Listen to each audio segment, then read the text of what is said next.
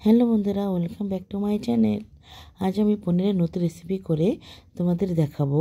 প্রথমে আমি পনিরগুলোকে সুন্দর করে অ্যারারুট, ময়দা, নুন, লঙ্কার গুঁড়ো, হলুদ দিয়ে ম্যারিনেট করে রেখে দিয়েছি। এবার আমি কড়াইতে তেল দিয়ে তেলটা যখন গরম হয়ে আসবে সব পনিরগুলোকে একসঙ্গে এভাবে ভেজে নেব। তো বাকি যে ভাজা তেলটা থাকবে ওর মধ্যে আমি জিরে ফোড়ন দিয়ে আগে থেকে কেটে রাখা আলুকে সুন্দর করে ধুয়ে নুন হলুদ দিয়ে মাখিয়ে ভাজার জন্য দিয়ে দেব।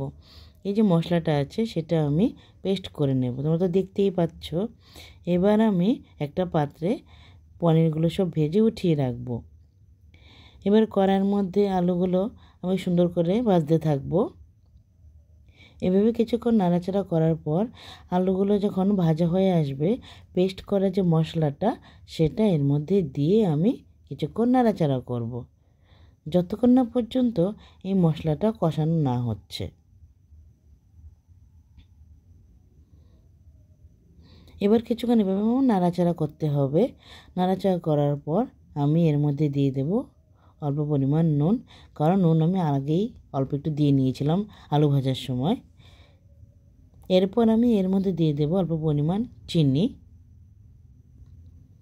যেহেতু এটা নিরামিষ রেসিপিতে সবসময় একটু চিনি দিলে খেতে বেশ টেস্ট হয়। এবার কিছুক্ষণ নাড়াচাড়া করতে করতে আমি এর মধ্যে দিয়ে দেব অল্প পরিমাণ কসুরি মেথি।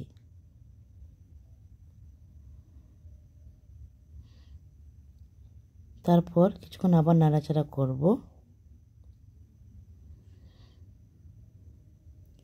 এভাবে কিছুক্ষণ নাড়াচাড়া করার পর আমি প্রথমে অল্প পরিমাণ জল এর মধ্যে দিয়ে দেব, কারণ পনির আগে দিলে পনিরটা পুরো নরম হয়ে যাবে। তাই আলুটাকে সিদ্ধ করে নেব জল দিয়ে। পরে আমি ভেজে রাখা পনিরগুলোকে দিয়ে দেব।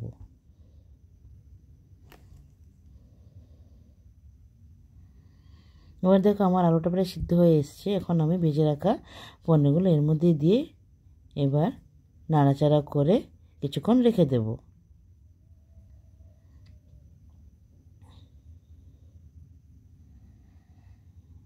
দেখো আমার রান্নাটা প্রায় হয়েও গেছে। তোমাদের যদি এরকম রান্না ভালো লেগে থাকে তাহলে সবাই লাইক শেয়ার কমেন্ট করবে। আজকে রাখি, বাই বাই।